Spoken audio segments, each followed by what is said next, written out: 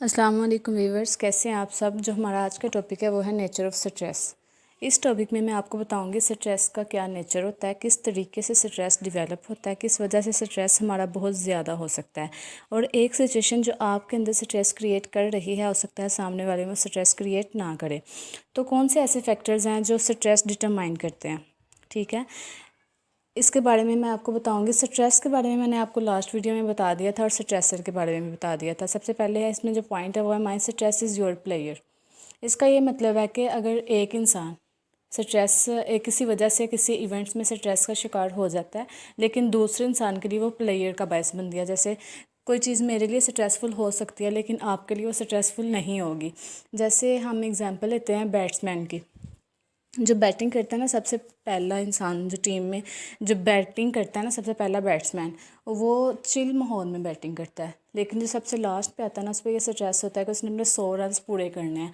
अगर वो अपना प्रोग्रेस नहीं दिखाएगा तो वो हार जाएंगे, ठीक है। तो उस पर क्या होता है, स्ट्रेस होता है।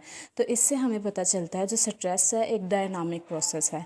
ये चेंज होता रहता है, कभी भी कांस्टेंट नहीं रहता।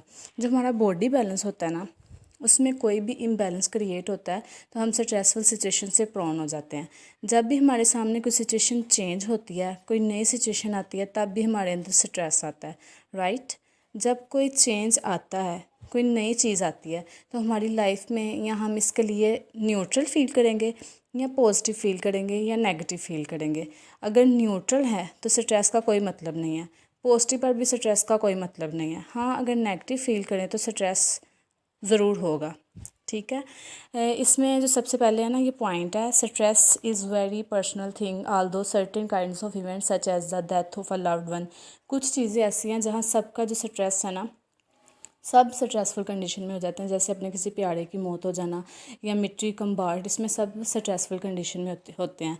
लेकिन कुछ ऐसी कंडीशन जिसमें जो एक बंदा है वो स्ट्रेस फील करता है लेकिन दूसरा जो होता है वो फ़न फील करता है। जैसे ये एग्जांपल है बंजी जंपिंग की। ये एग्जांपल है ना बंजी जंपिंग की एग्जांपल है। इसमें जो होता है ना, एक शख्स है, ठीक है, वो जंपिंग कर रहा है ब्रिज से, लेकिन वो एक रबर सिलेंडर के साथ ना अटैच है। लेकिन वो क्या कर रहा है, वो एक्सट्रीमली स्ट्रेसफुल कंडीशन में है, वो फुल डरा हुआ है। लेकिन दूसरी तरफ एक इंसान है, वो अगर जंपिंग कर रहा है तो वो इससे फ़न फील कर रहा है, फुल फ़न के साथ, फुल चिल माहौल के साथ कर रहा है, तो उसके लिए स्ट्रेस नहीं है। तो इससे हमें पता चला जो स्ट्रेस है ना, वो परसेप्शन पे डिपेंड करता है कि एक शख्स की जो परसेप्शन है वो क्या है, वो किस लेंस से देखता है। मतलब जैसे अगर किसी ने चश्मा लगाया हुआ है तो हर किसी का देखने का जो होता है ना, वो जिसकी नज़र अच्छी है वो और परसेप्शन से देखता है। सबकी जो देखने का परसेप्शन होता है ना, वो डिफरेंट होता है। तो ठीक है, तो इससे पता चला जो स्ट्रेस है वो किस पे डिपेंड करता है, परसेप्शन पे भी डिपेंड करता है। इसके बाद मैं आप लोगों को बताऊंगी चैलेंजिंग क्या होता है। ये सेकंड पैराग्राफ में थ्रेटनिंग और चैलेंजिंग ये क्या चीज़ होती है ये हम पढ़ेंगे, ठीक है। तो जब हम नेगेटिव फील कर रहे होते हैं ना, कोई भी चीज़ हमारी लाइफ में नहीं आती है तो हम नेगेटिव फील कर रहे होते हैं ना, तो इस सिचुएशन में हमें हार्म दिखता है। हार्म मीन कि हमें लगे कि ये सिचुएशन ऑलरेडी हमें हार्म दे चुकी है, तो थ्रेट फील करते हैं। थ्रेट कि हमें ये लगे कि ये सिचुएशन हमें आगे जाके हार्म देगी, तो ये क्या होगा, थ्रेट होगा। और चैलेंजेस ये होगा कि यहाँ हमें ये लगे कि ये सिचुएशन, हाँ ये सिचुएशन थ्रेटनिंग है, लेकिन मेरे अंदर इतना कॉन्फिडेंस है, एक्सपेक्टेशंस हैं कि मैं इस स्ट्रेस को अपने फ़ाइट कर सकती हूँ इसके साथ। मतलब मेरे में इतनी करेक्टरिस्टिक्स हैं कि इतनी कैपेबिलिटी है कि मैं इस स्ट्रेसफुल कंडीशन से फ़ाइट कर सकती हूँ। फिर हम देखते हैं कि आया कि हमारे पास कौन कौन सी कोपिंग कैपेबिलिटी है। अगर हमारे पास हम स्ट्रेस में चले गए हैं तो फिर हम देखते हैं कि हमारे पास कौन से रिसोर्सेज हैं कि हम स्ट्रेस को डील कर सकते हैं, ठीक है। इधर लिखा हुआ है must lake all the resources to deal with its effectively. कि फिर हम जब स्ट्रेसफुल कंडीशन में चले जाते हैं तो फिर हम ये देखते हैं आया कि हमारे पास कौन से रिसोर्सेज हैं जिससे हम क्या करते हैं, हम स्ट्रेसफुल कंडीशन से डील कर सकते हैं। इसमें पास्ट एक्सपीरियंस भी आ जाता है कि अगर एक बच्चा है और उसे पता चलता है, उसे अभी रोल नंबरशिप मिलती है कि यार सुबह तुम्हारा एग्ज़ाम है, ठीक है, तो वो क्या करेगा, वो स्ट्रेस में चला जाएगा। लेकिन एक बार वो जब रिलैक्स फील करके सोचेगा तो वो देखेगा कि ये लेसन तो मुझे आता है, मैंने अपने पास्ट में इसे तैयार किया हुआ है।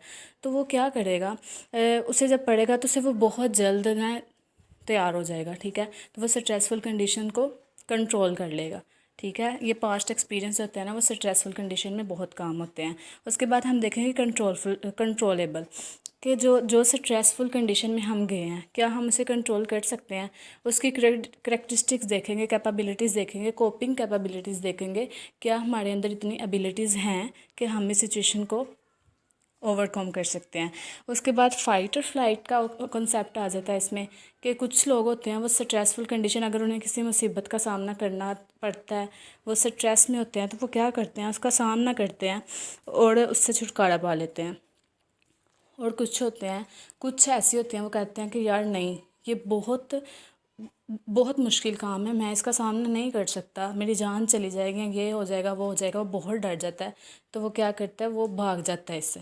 ठीक है। इस तरह भी ओवरकम, कुछ होते हैं वो फाइट कर देते हैं और कुछ फ्लाइट कर देते हैं। और हम एक और चीज़ समझ सकते हैं, जो लोग जिनकी हेल्थ बहुत पुअर होती है, जो बहुत ज़्यादा बीमार रहते हैं, तो they are the most prone to stressful situation. Rather जिनकी हेल्थ बहुत अच्छी रहती है, वो इतना स्ट्रेस फील नहीं करते। और आपके साइकोलॉजिकल पे भी ये डिपेंड करता है। ठीक है, कि आपका टेम्पेरामेंट कैसा है।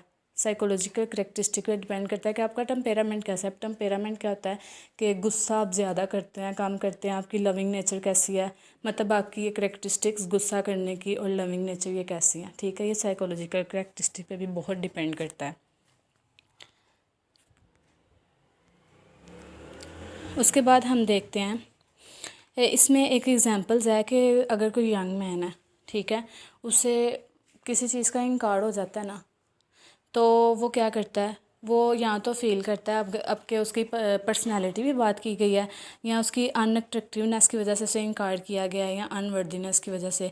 तो वो कुछ होते हैं, वो अपने इस सेल्फ रिस्पेक्ट के तौर पे वो क्या कहता है, स्ट्रेस में चले जाते हैं कि भाई इसने मुझे क्यों इनकार किया। और कुछ तो होते हैं वो पॉजिटिव सोचते हैं और उन पर इसका कोई असर नहीं होता, और जो नेगेटिव फील करते हैं उन पर उनका असर होता है, और कुछ चैलेंजिंग का शिकार होते हैं और कुछ थ्रेट में चले जाते हैं। ठीक है। इसके बाद जो इसकी वो कंक्लूजन है वो है, hence a person interpretation of event play an important role in the determination of what is stressful. तो दोस्तों हम इससे ये कंक्लूड करते हैं कि किस तरह स्ट्रेसफुल सिचुएशन को परसीव करते हैं, किस तरह स्ट्रेसफुल सिचुएशन को देखते हैं, क्या डायमेंशंस है। स्ट्रेसफुल कंडीशन कॉम्प्लेक्स है, उसकी इंटेंसिटी ज़्यादा है, ड्यूरेशन ज़्यादा है, या रिसोर्सेज ज़्यादा है।